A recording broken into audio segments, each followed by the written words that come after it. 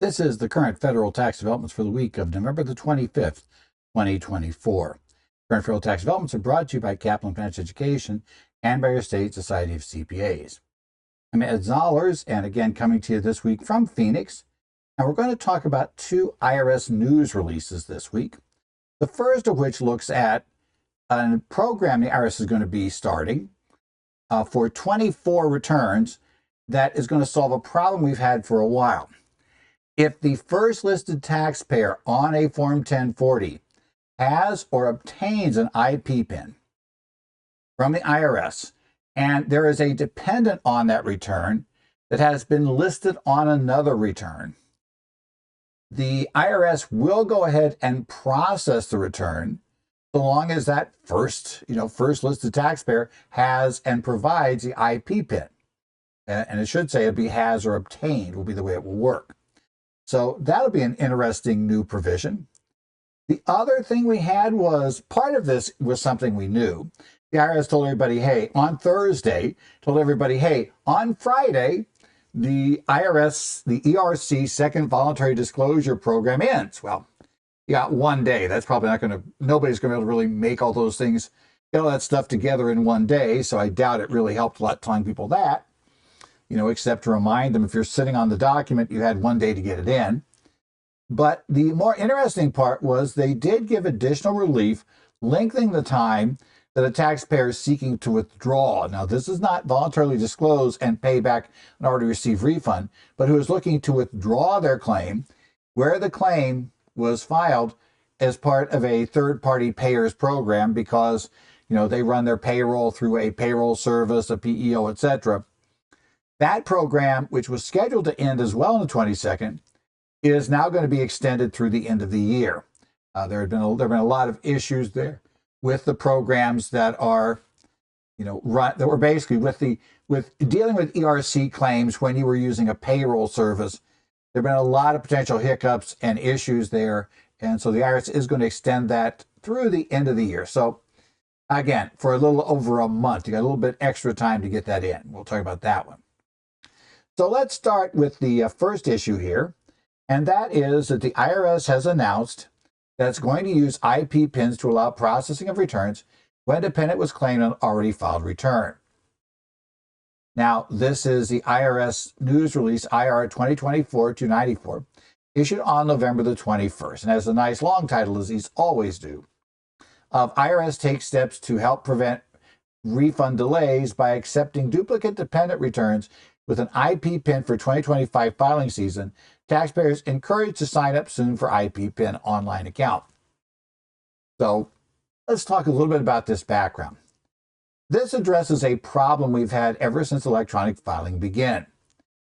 Divorced parents have always faced the risk, even if they were supposed to be able to claim the dependent for the year in question, that they might find that when they try to e-file their return, they were beat to the punch by the other parent who claimed the child on their return, which produced the theory of, whoever files first gets the kid. Now, in reality, that's not how the rules work, right? That's not how the law is written. But unfortunately, the IRS's e-filing system has no real way to break that tie. It doesn't know. So it just accepts the first return to claim a dependent, whether that return is a return filed by the dependent themselves that failed to note that, hey, they're able to be claimed on another return, and so they didn't claim their own dependency status, or if, in fact, the other parent files a document. And in divorces, that often happened, where the parents are squabbling. We have an issue there, and we'll discuss how it's supposed to work. Because how it's supposed to work, there's clearly just one parent that can claim it. Now, that parent may find themselves in hot water with the local court, but that's a different problem than whether or not who can claim it on the return as currently structured. Right. So IRC Section 152 governs which taxpayer is allowed to claim the dependent. Now, as I said, the big problem is the IRS itself does not have access to this data. We'll look at what the real rules are here just in a second. But there is no way the e-filing system has access to really figure this out. And the IRS knows they've already processed the return and likely by now issued a refund that included a child tax credit for a return that essentially, that's already out the door. So the thinking at the IRS was to reduce the risk to the Treasury, we're just going to block all later ones. And that makes some sense in other cases, like when somebody has filed a return, is somehow once I file my 1040 for the year, if somebody else tries to file one, well, clearly there's a fraudulent 1040 in play. Same issue here. Now, with the fraudulent 1040, the problem there is, we don't know who's right or not. We know though that something needs to be done, so they slow up and stop the process. But as noted, all too many cases, I've run into cases where even we've seen tax professionals advise clients that, oh, well, your ex claimed it. Well, let's go ahead and take the kid off the return. Sorry, you were too late. And basically go that route, because that's the route to get to a refund. If they're really looking for the refund, fastest is to go that route. If you actually paper file the return, which is what you're supposed to do in this case, and dispute the dependency claim, well, that's a whole nother mess, right? That's going to take forever to resolve. And the other issue you can do, of course, is go ahead and file a claim for refund, which also is going to run into a few issues, but we'll get into that issue back and forth. Now, I've told clients in many cases in the past that maybe the best thing to do is file the paper, because that's going to force the issue. IRS can sit on refund claims basically forever. But this, by filing a return, is going to force things a bit, not actually get it really fast, but get it faster than a claim for refund will. And number two, probably because they're going to resolve it in your client's favor, assuming you know the rules, that will probably teach the other parent a lesson and eliminate the problem for future years. So my theory is we might want to take a bit of pain right now for gain in the future, because suddenly the other parent is aware that if they try this, your client's going to blow the whistle on them, and they will probably be facing penalties, along with interest and having to repay the excess they got. So in essence, you're trying to make it more painful for them to not play the I filed first game, because they're clearly deciding that the I filed first game invokes a lot of pain on you to get that refund. And so because of that, they just play that game, figuring that you'll just concede. Okay, let's talk about the actual rule under 152E. This is a special rule for divorced parents. Okay, we're going to go down that path. So, because this is where we see 99 out of 100 problems. The other problem you run into is the kid filed their own return because they're trying to get a credit for, scholarship, or not say scholarships, but credit for education. And somebody told them, oh yeah, no, you file your own return, you got to claim yourself, and then you get this big refundable credit. Okay. Yeah, we're going to have to talk with the kid. So you might want to make sure you understand for sure why it got rejected, right? There are two different error codes here. One error code is for when, the return's been rejected because the dependent was claimed on another return. And the other one is a rejection because the dependent was listed on their own return. You want to try to make sure that you understand which reason it got rejected for. And if it is the kid, well, they probably don't want to be turning the kid into the IRS. So it's probably best if the kid voluntarily files an amended return. And it's going to take a while, but at least we can get the process going.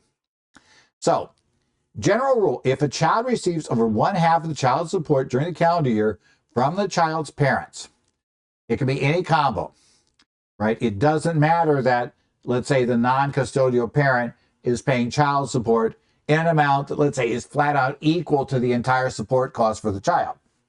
That does not give the non-custodial parent a right to claim the exemption, despite what the non-custodial parent might think. And despite what their divorce decree says. Now, we'll talk about the divorce decree and how it gets in the middle of this. But for federal purposes, that decree by itself is not going to help you a bit, right? The law is clear. Going back, as I've hammered home multiple times, going back to the Germain case, as we've talked about this year, if the law is clear, that's what you have to do. You can't argue for some other relief. And in this case, the regulation, the IRS for a short time allowed you to use the divorce decree if it actually had all of the required details. Now they don't. And secondly, do you really want to litigate with the IRS whether the reg is, that's a long discussion. So we're going to go down this path, right? Trying to do this and make it a little bit simpler. So we look at the combined amount given by both parents toward the support of the child. If that's more than 1/2 of the cost of the support of the child during the year, then, okay, now we have our tiebreaker. If these parents are divorced or legally separated under a decree of divorce or separate maintenance, who are separate under a written separation agreement, or who live apart at all times during the last 6 months of the calendar year, okay, those are your 3 potential options. And remember, it's done by an or. So it's, even though the title says divorced parents, etc., this defines etc. And remember, titles don't really control the statute. Titles are just there for reference purposes. The statute's language will control if there is some conflict. So in addition to being divorced, they could be legally separated, which is rare, right? But under a decree of divorce or separate maintenance. Or they are separated under a written separation agreement under supervision of the court. Or they live apart at all times during the last 6 months of the calendar year. And so that last category would cover parents who are never married, right? You have a couple that has never gotten married. They have kids, right? And by the way, who their kids are is determined generally by the birth certificate. Let's not get into that discussion. Birth certificate, adopted kids count as well. We're into that background, just how it's going to go. So if that's true, there's our first starting point, right? We've got over half of it. We meet the reason we're not together, correctly. Either we're divorced and all of those possible issues. So one of those conditions applies to us. We can point to which one. And then we can show the child is in the custody of one or both the parents for more than half the calendar year. Such child. So now we look at, and by the way, in the regs, the IRS came down, and I think the courts aren't going to really object to this. After Loper Bright, we're not really sure what the final things might be, what could be challenged, but presumably the courts aren't going to find this a step too far. They say count the nights where the kids sleep, for the number of days. So if they're in one or more child's, right, they're in the custody of one or more of the child's parents for more than half the calendar year, such child shall be treated as being the qualifying child or qualifying relative of the non-custodial parent if the requirements described in paragraph 2 or 3 are met. And by the way, under the regs, custodial is defined by majority of the nights, right? So since the argument is, since B talks about being in custody more than half the year, they're looking at, therefore, the custodial parent is going to be the one that has the child more than half the year. That's going to be custodial, not the state law definition of custodial. That's the way the regulation will approach it. So it says generally the custodial parent gets it, right? That's what we find there under B. The custodial parent gets the child unless these requirements are met. And this is the other exception. If the custodial parent has released the exemption, and this talks about, for purposes of paragraph 1, the requirements described in this paragraph are met with respect to your if the custodial parent signs a written declaration in such manner and form as the secretary made by regulations prescribed. That parenthetical is really important under Loper Bright, because that's a specific grant of authority to the IRS to determine what you have to provide. So that's a specific grant of authority. That such custodial parent will not claim such child as a dependent for any taxable year beginning in such calendar year, and the non-custodial parent attaches that written declaration to the non-custodial parent's tax return for taxable year beginning during such taxable year.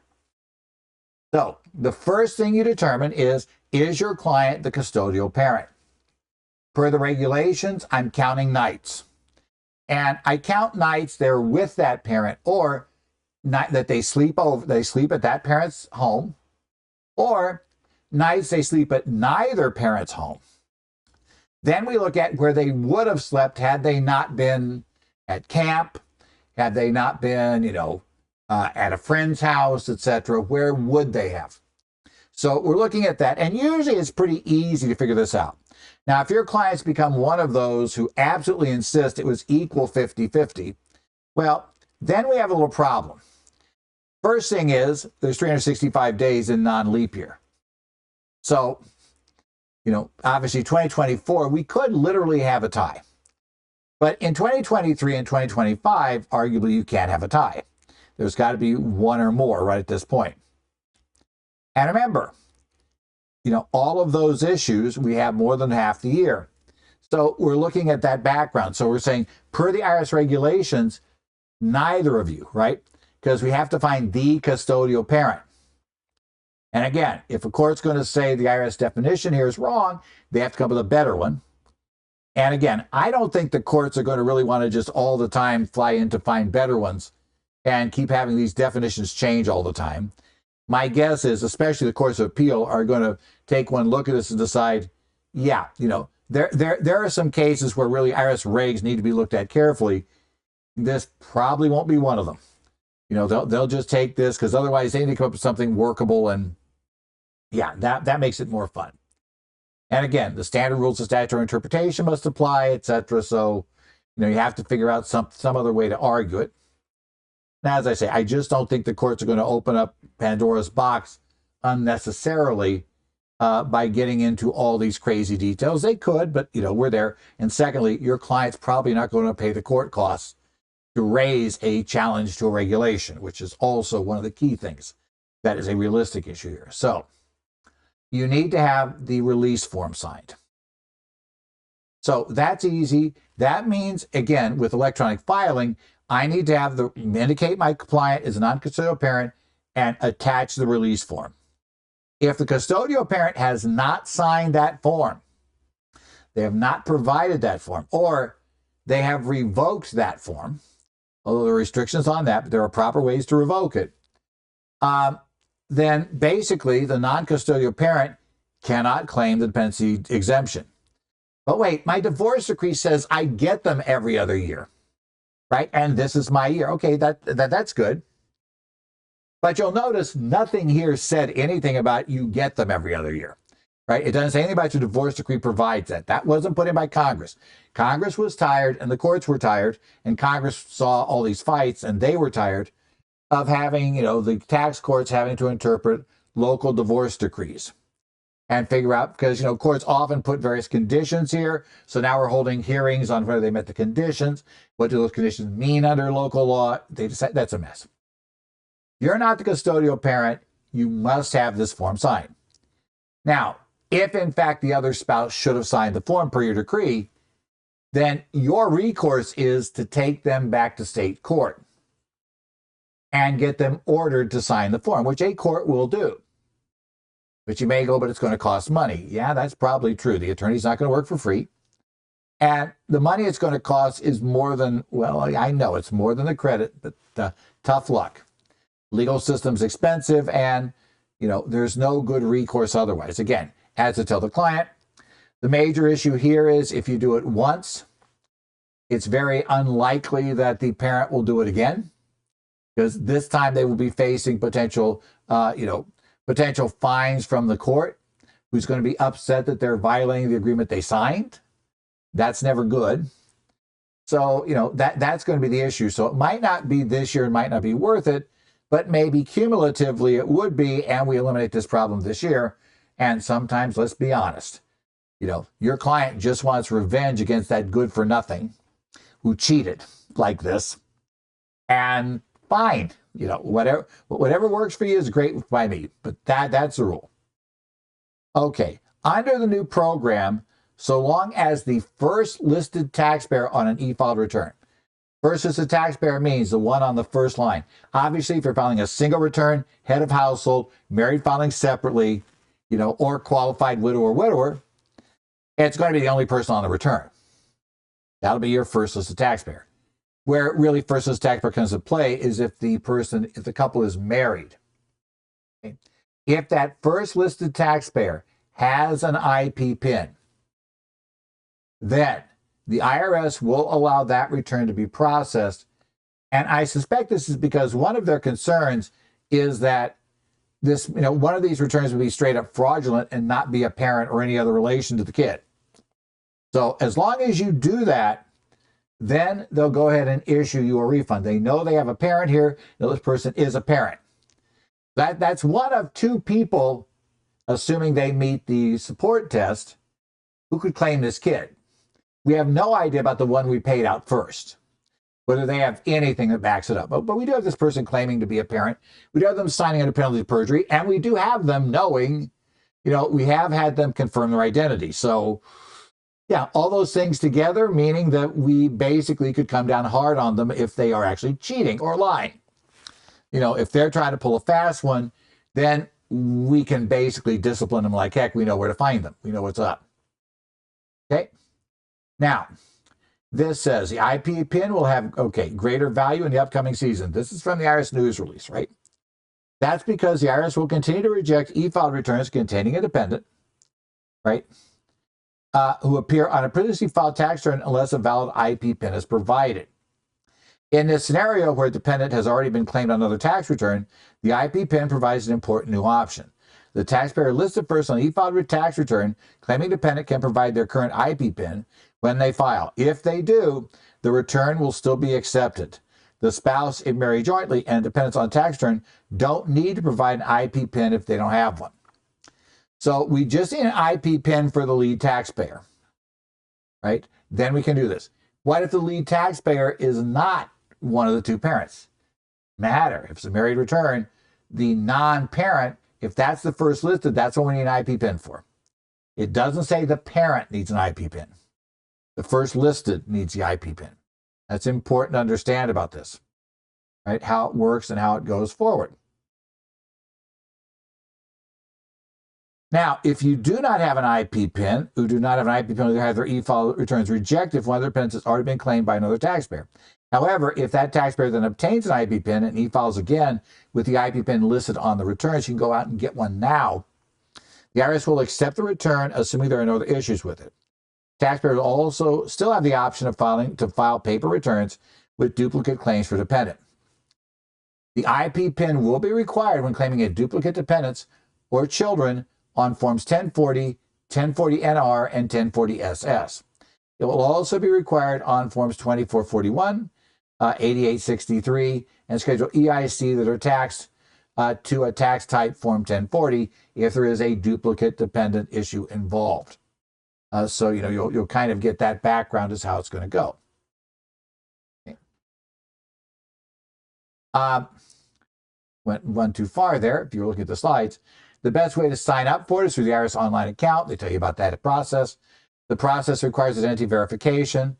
Spouse and dependent can also obtain an IP PIN. If they complete the required verification steps once it's issued, it must be on both electronic and paper returns. That is a very, very important sentence to look at. Okay. You've got to use it going forward, and that is the negative of the IP PIN. Once you get one, as we'll discuss briefly here in a second, there's no good way out. You got to keep doing it, and some clients are not capable of handling the responsibility of finding out their IP PIN or keeping track of it, right? To get an IP PIN, you should create or log into your online account at irs.gov, follow the steps for identity verification. Once you're verified, you need to click on the Profile tab to request their own IP PIN. IP PIN users, right, must use this number when filing their federal tax returns, reminding you again, for the current calendar year and any previous years filed during the same period. For those unable to create an online account, alternative methods are available, such as in-person authentication at the Taxpayer Assistance Office. Generally, you're going to try to get them to work it out online. That'll be fastest, get you the number the quickest, is to go that route. Okay. Now, again, this is not a total no-brainer. There are downsides to having it. The key one is they really can't easily get out of the program once they've been opted in. If they could, a fraudster would simply go in, pretend to be them, and opt out. Have a nice whiny story about how, it's horrible. I didn't realize it was going to happen.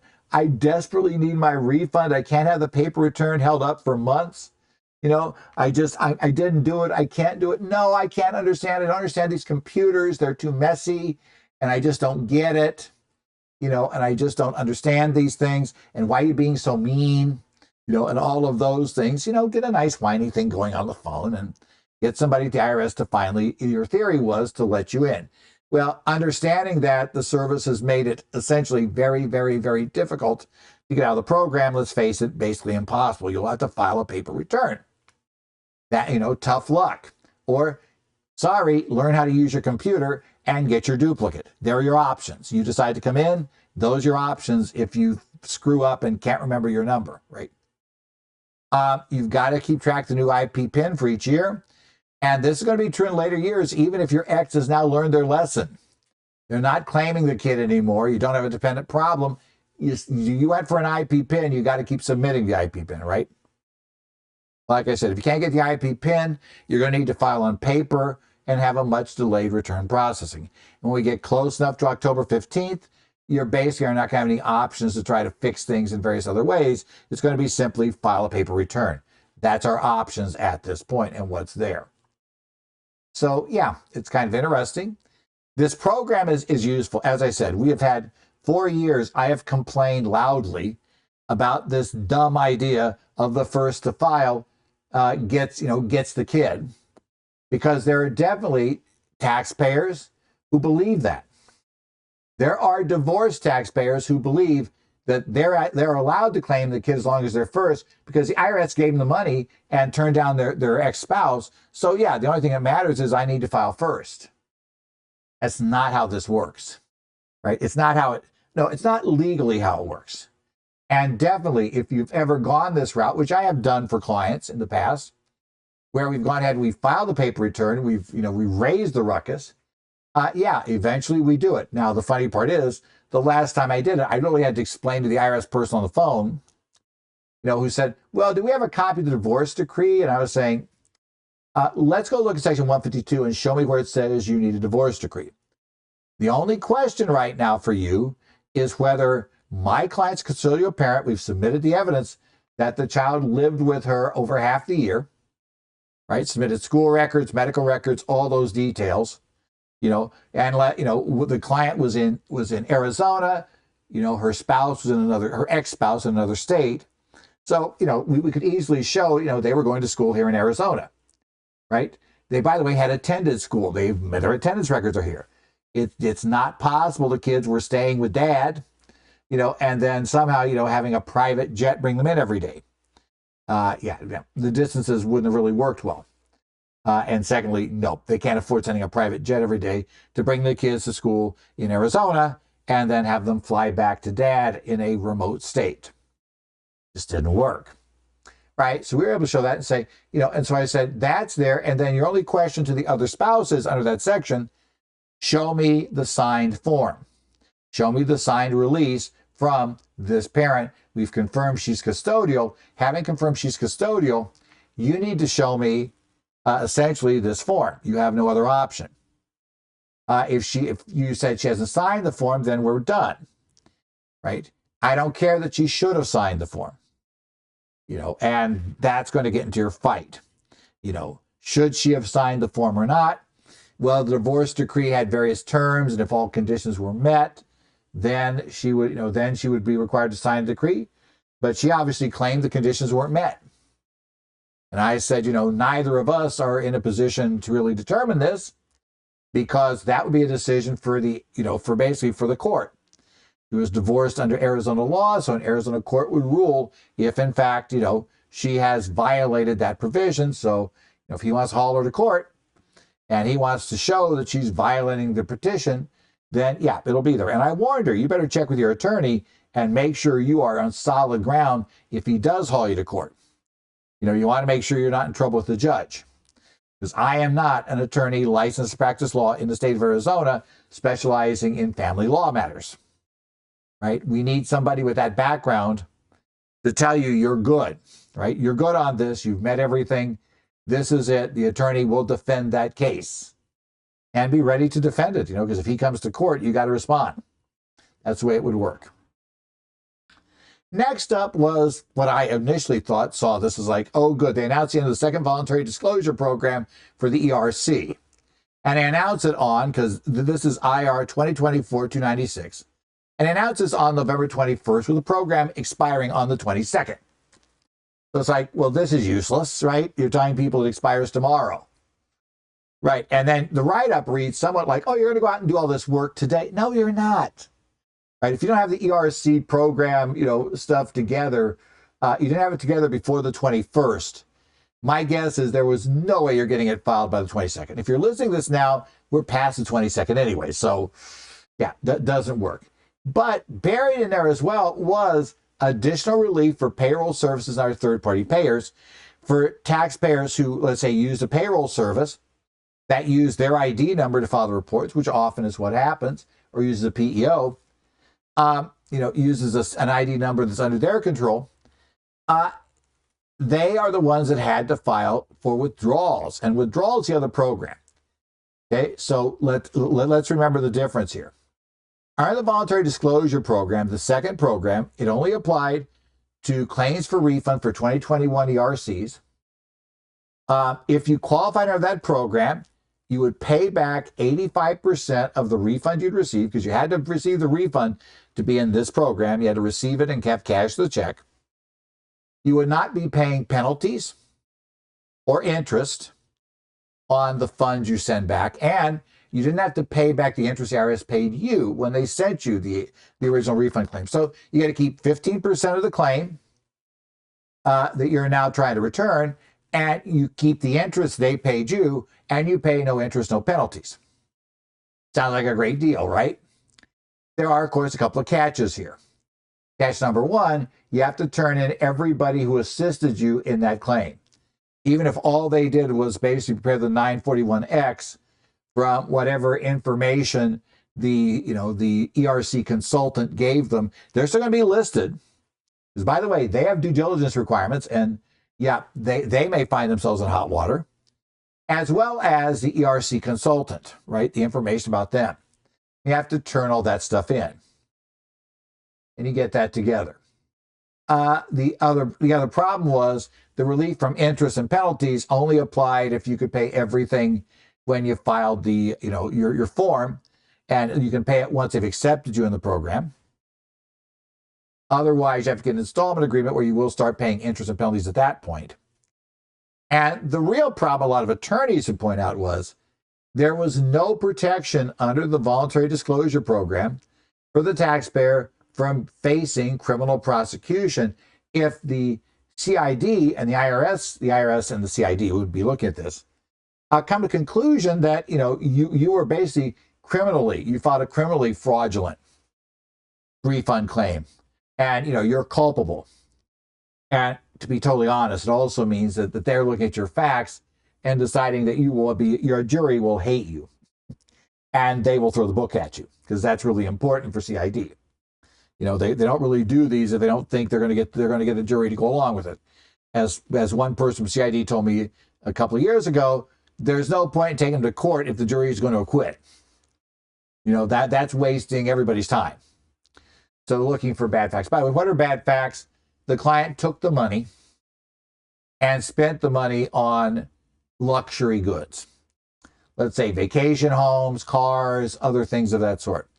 And by the way, so I tell the client, it's really, you say, hey, I can keep 15%. Yeah, don't keep 15% and then go use it for a spending spree. Preferably plow that 15% back into the business, in some ways to show you protected the employees. But yeah, don't, whatever you do, don't go out and buy jewelry, right? Or a luxury car or whatever with the 15%. Just would not suggest doing that. That could attract their attention. You have to kind of watch for that, right? Since that program is now ended, you can still essentially pay back what you got. But that's going to be under a standard 941X, a new revised return. And when you pay it back, you're going to have to pay it back with interest. You have to return the interest the IRS gave you when you got the refund. And you're going to have to pay interest on, the money for the period you held it until you pay it back. And you're going to probably be facing likely, a failure to pay penalties and other such issues may cause you trouble here. And so you can pay it back. Now, if you just do that with a 941X, there is one negative. There is no protection, again, from criminal prosecution. So the other option is, at this point, is to go to CRD's voluntary disclosure program, for people coming in from the cold for tax issues. And your attorney can see if you could qualify under that program, which would give you criminal liability protection.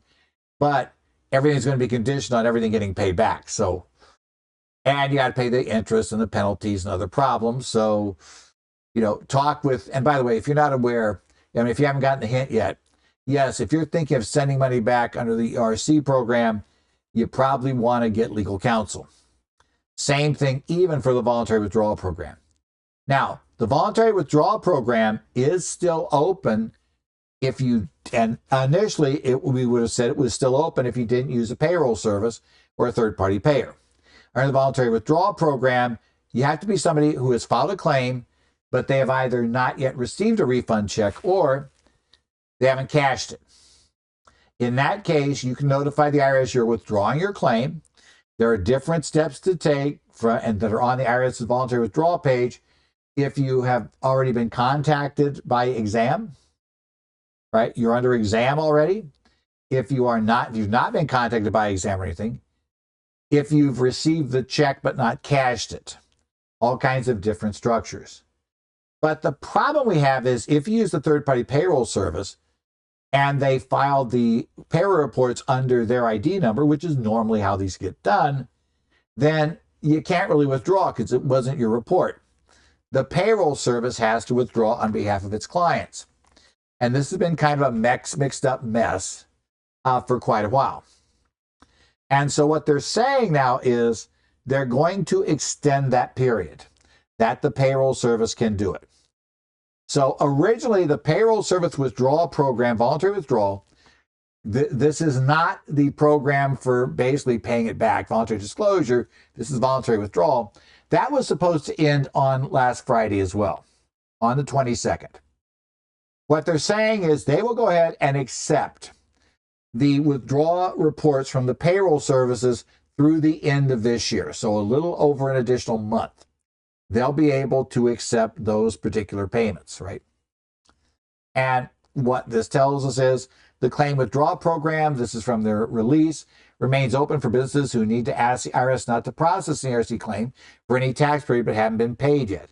The IRS will treat the claim as though the taxpayer never filed it. No interest or penalties will apply. Caveat again, it can be bounced back at you if they're already conducting a criminal investigation. So yes, again, you might want to have an attorney contact and make sure that we're okay, right, at that point. With today's announcement, that was on the 20th, that was the one on Thursday, the IRS extended its similar program for third-party payers through December 31st, 2024. The consolidated claim process for third-party payers was set to close on November 22nd. Third-party payers report and pay clients' federal income employment taxes, should I say, under the third-party payers' employer identification number. They handle client payroll and tax reporting duties. Some of these third-party payers filed ERC claims for multiple employers. If a third-party payer's client has since determined they're ineligible for the ERC and wants to resolve their claim, it is the third-party payer that must correct it. So this gives additional time for them to put the corrections together. Now, I have a feeling the third-party payers, if you've not yet contacted them, they may tell you it's too late now. They've got this extra time. Part of that reason is so they have time to do this, right, to get this done ahead of time. But you would still correct to see if you could. The consolidated process is a third-party payer that filed prior claim with multiple clients withdraw. Only some clients will maintain the claims of others. That's the mess here. Generally, under the voluntary withdrawal program, you had to withdraw your entire claim. But obviously, for these payroll services, where they're really servicing a bunch of their own clients, there's going to be situations where only some of the claims are going to be from clients of theirs that want to withdraw. So they need a way to do a partial withdrawal. That's why it's messier and more complex. The IRS goes on to say thousands of businesses came forward during the first disclosure program. Thousands more have withdrawn incorrect claims. Businesses that enter these programs can avoid penalties and interest if faced if the IRS takes compliance action later. The IRS reminds businesses involved with incorrect claims that the risk can sharply escalate over time. By the way, the risk is one thing because obviously you get to the exam. But number two, the amount you're going to pay back with daily compounding of interest, the longer this runs, the more of a problem there is. And again, your statute may be longer than 3 years. There is a statute for refund claims that were improper, that were misleading or fraudulent or improper. And that is generally determined by what's in the claim, not necessarily by whether the taxpayer themselves had fraudulent intent. So if only your consultant had fraudulent intent because they wanted to get that payday for themselves, right, when they were going to get paid, let's say, 20% of what you got, that can be enough to keep the statute open for 5 years. There's been case law in the background there, so be aware of that. At least in certain circuits, that's been adjudicated to be like, yeah, statute's still open for you on a statute like that. In that case, yeah, it can be very risky that you've got. Okay, that's what our problems look at. Even if the terms employee retention credit, now this is an additional warning to clients. And, and employee retention tax credits don't sound familiar. Businesses should still review their records. Some promoters call the credit a grant, business stimulus payment, government relief, or other names. That is, now the IRS is interesting warning about that. My take is it's probably true that as more and more word got out with the IRS complaining about fraudulent ERC credits, they found their customers were less apt to want to go in. So they just changed their marketing and saying, hey, you haven't claimed your government rebate, your government grant, because of how you were harmed during the COVID emergency, or a stimulus payment, right? We love that. A government relief, other sorts of things, but not called ERC. So if you claim you got any of those, then yeah, you might actually be an ERC program. So I think I'd probably be better had they told clients that if that's the case, you get that, you might want to seek a consultant, not a consultant, but let's say a tax professional that was not involved in your claim to review whether your claim really was an ERC claim. Yeah, just at least tell you that. And by the way, if the promoter never told you it was an ERC claim, the odds of your claim being correct probably just went down dramatically. We'll just phrase it that way. The IRS is continuing to process valid ERC claims as quickly as possible while guarding against improper payments driven by unscrupulous marketers. So they remind everybody of that again. So, be aware of that point. Now, no mention has been made of a third voluntary disclosure program. That's something a few are probably going to wonder about. We had the first program that was 80% return the money. We have this 85% return the money program, but only applied for 21. Is there going to be a third program? If you want my guess, the answer is probably no. Because remember, the interesting thing was they didn't allow 2020 payments to be paid back here. I understand the statute's closed, and arguably, they might say, well, we don't want to accidentally take money back that maybe was paid on an original claim that was on original 941. I don't think many of those were fraudulent, but hey, what the heck? We don't want to pay that back, only discover that, in fact, we didn't have the right to get it back. We don't have to send money back to people because we accepted a payment we shouldn't have accepted. In any event, yeah, they don't want to do that. My guess is they will not want to take a risk on the 21 claims either.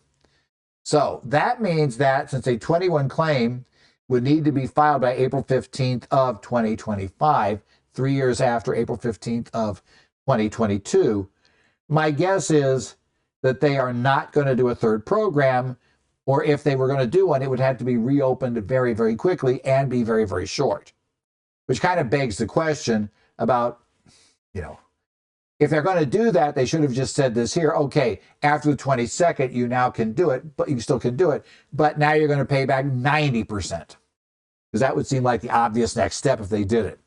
My guess is, no, this is it. Their theory is if you haven't come in from the cold by now, extending this is not going to change your mind. You're in it for the long haul. These are the ones we have to deal with. And they'll work from there, right?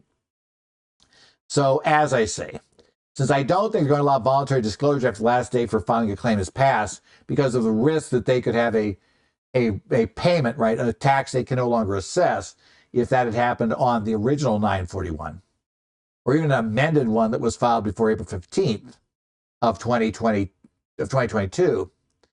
I have a feeling that, yeah, they're just not going to do it. As I said, if they did, it would be a very, very short-lived program. I have a feeling that. But now, on the off chance such a program is announced, as I said, it clearly would be less generous in terms of allowing taxpayers to retain part of the refund.